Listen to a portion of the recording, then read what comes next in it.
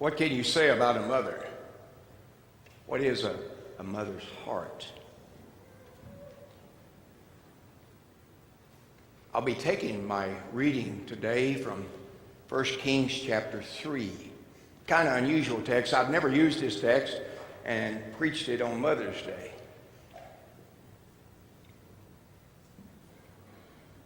There was a man that was walking along the beach one day and found a genie.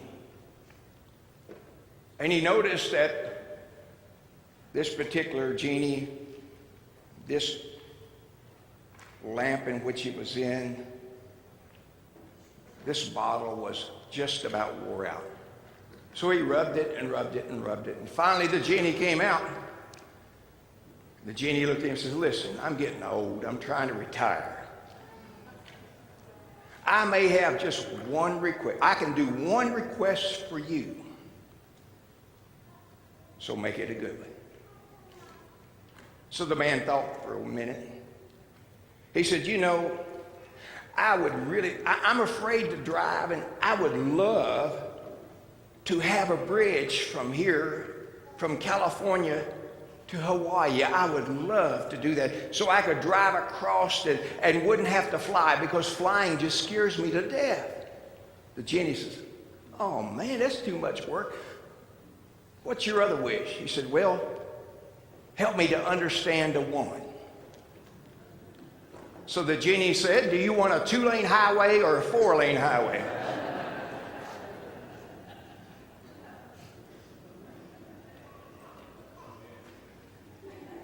Understanding a mother's heart. Understanding a woman. In 1 Kings there, it talks about Solomon. Solomon comes into reign. And it says that Solomon has so much wisdom. But I sometimes kind of question that.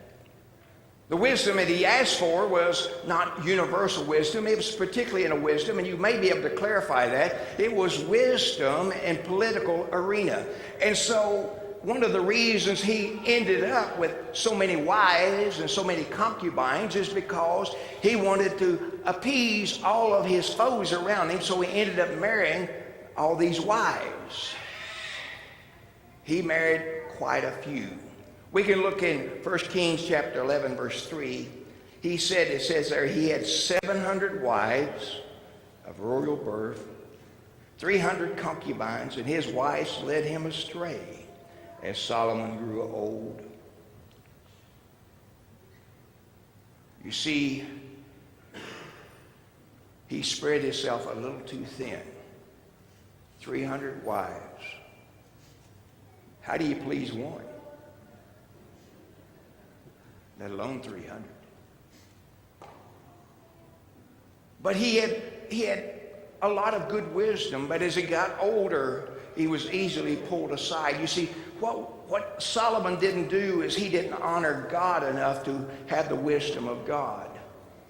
And so he was led astray, trying to be politically correct to everybody. But I want to look at the story we have there in 1 Kings chapter 3.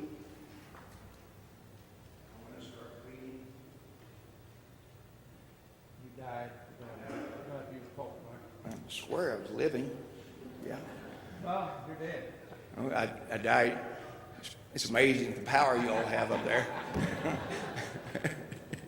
My battery is dead, is what you said. All right. Now, before we read the text, we celebrate moms, and we know that the idea of celebrating moms is a wonderful thing. It's difficult to do. Let me read for you a few things that what mothers have done for us, and then we'll get into the text. Mothers teach us about foresight. They say, make sure you wear clean underwear in case you're in an accident. That's what mothers do for us. Mothers teach us logic. If you fall out of that tree and break your neck, don't come to me crying. Mothers teach us about maturity. Eat your vegetables or you'll not grow up. Mothers teach us about religion. You better pray that comes out of the carpet. Mothers teach us about time travel. If you don't straighten up, I'm going to knock you into the middle of next week. Mothers teach us about contradictions. Shut your mouth and eat your food. Mothers teach us about perseverance. I'm going to sit here until you eat every last piece of your vegetables. Mothers teach us about genetics. You're just like your father.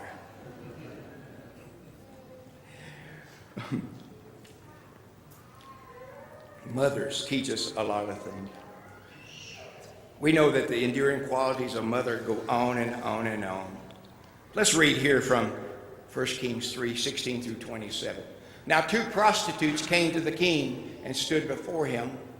One of them said, "Pardon me, my lord, this woman and I live in the same house, and I had a baby while she was there with me.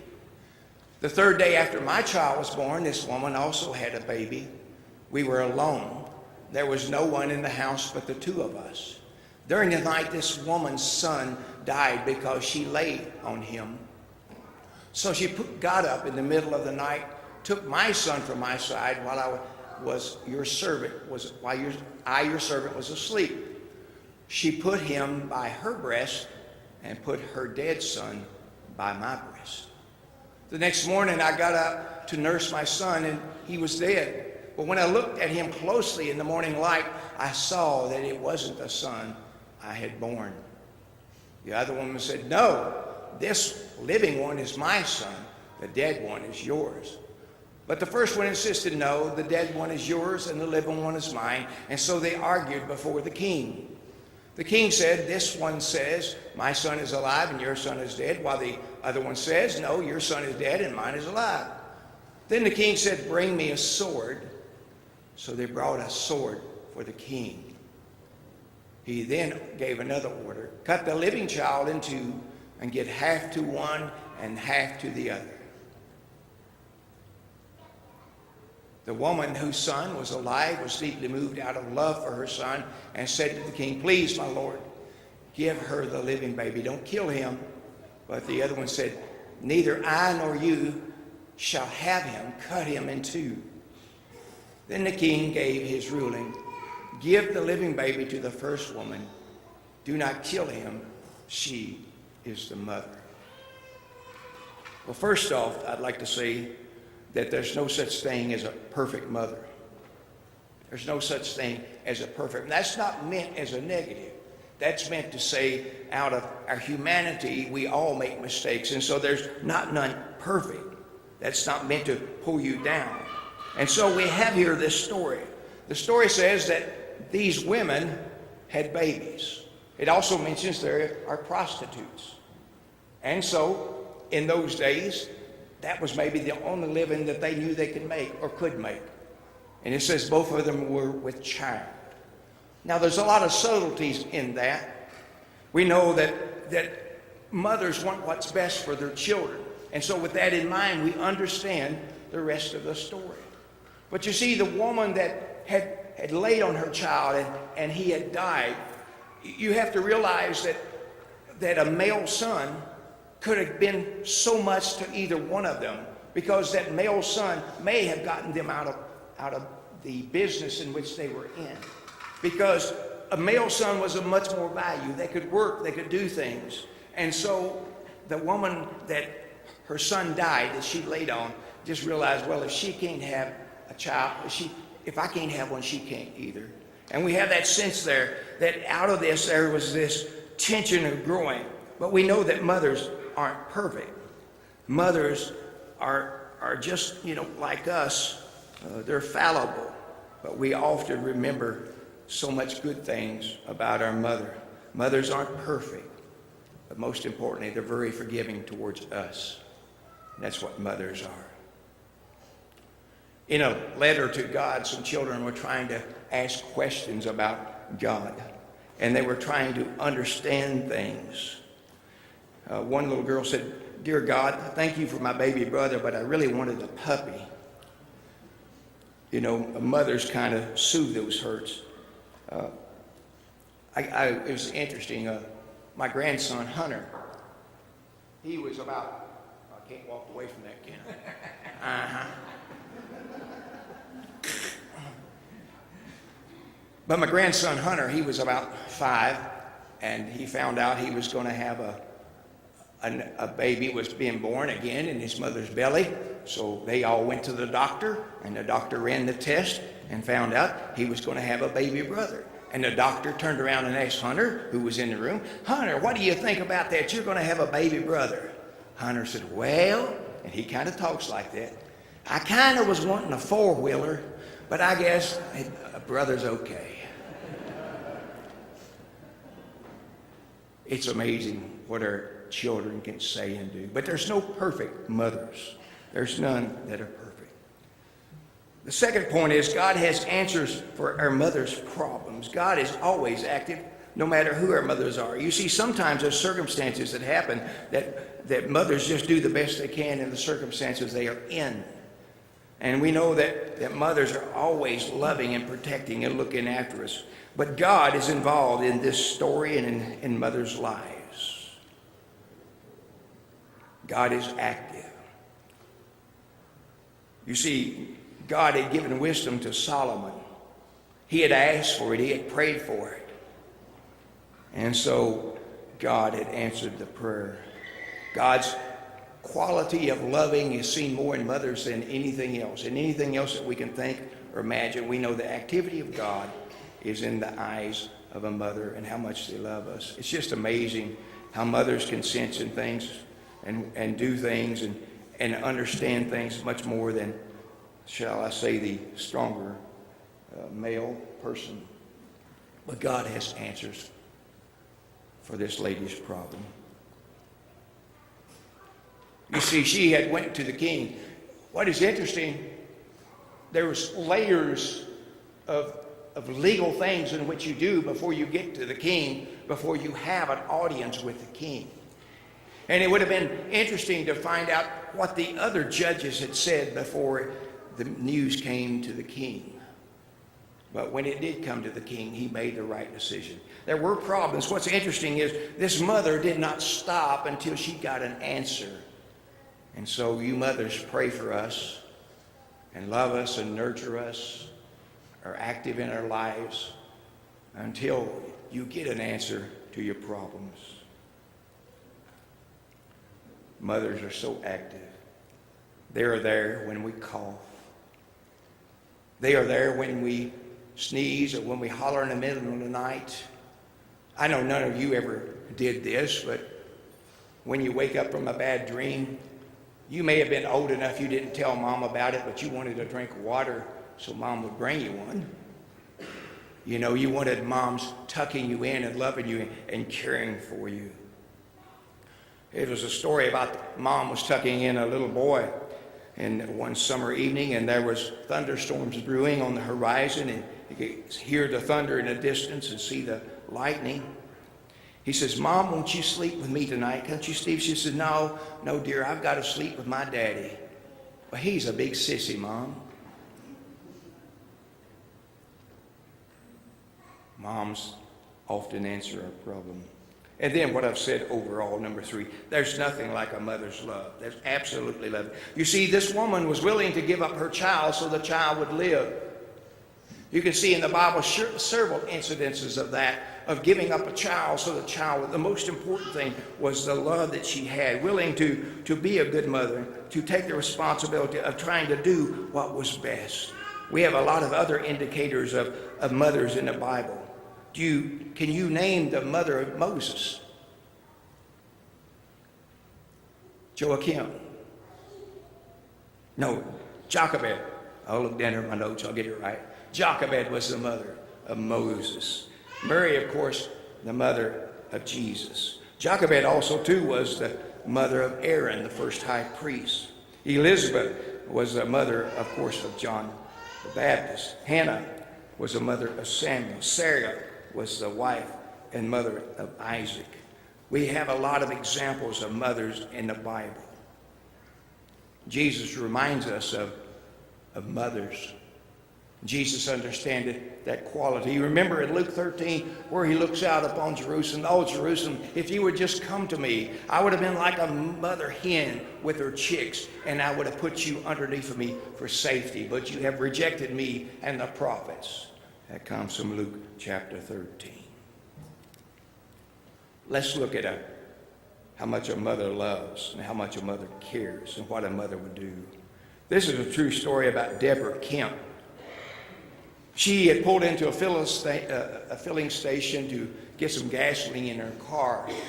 And as she went around to fill it up, a thief came from out of nowhere and jumped into the car and started to take off. And she immediately ran, jumped on the side of the car, and he was dragging her down the street. You see, her little daughter Ashley was in the car, and he was hijacking the car and Ashley. He didn't know the little girl was in there. But Deborah, she fought with the man. She grabbed the steering wheel finally and jerked it around, and the car came to a screeching halt. She dragged him out of her car and began to beat him with the anti-theft device she kept laying there beside her. He was begging for mercy, and come to find out the baby, little Ashley, was fine. Deborah was fine. The thief had a broken arm, another fracture in his leg, and she done a good job on him. Mothers will do anything to protect their children. I know you can think about times when mothers protected you. We lived on a little hill farm. You had to go up 3 hills to get to the top of the hill. We had our house down at the bottom, and you would have to work your way around. You know, it was such a big hill, you just couldn't go straight up. So you went around, you went up through 3 small hills to get to the back of the farm. And there was about an acre of pretty good property up there that you could tend tobacco and gardens. And we went up there, I think, and we're doing some gardening things. And then we started over the hill. There was my sister in the front seat with my baby brother and mother driving, and then there was Aunt Bessie, I think who it was, with me in the back seat. As we started over the hill, Mom said, "Wayne, change seats with Aunt Bessie. But you get over on the other side because that door sometimes comes open, and we don't want that to happen to her." So I changed seats. We came to the second hill and started down it. Mother, as always, on the old 56 Dodge, pumped the brakes up so they would hold. And we started over the hill. And I don't know how it happened, but my butt came into contact with the door and it flew open. And the next thing I remember is I'm looking at the wheel, the right rear wheel of the car as it's coming towards me. And Mother had just pumped up the brakes, told my sister, who was 4 years older than I, to hold the brakes. She came around and drug me out from under the car. My sister missed her opportunity on that day. But my mother saved me.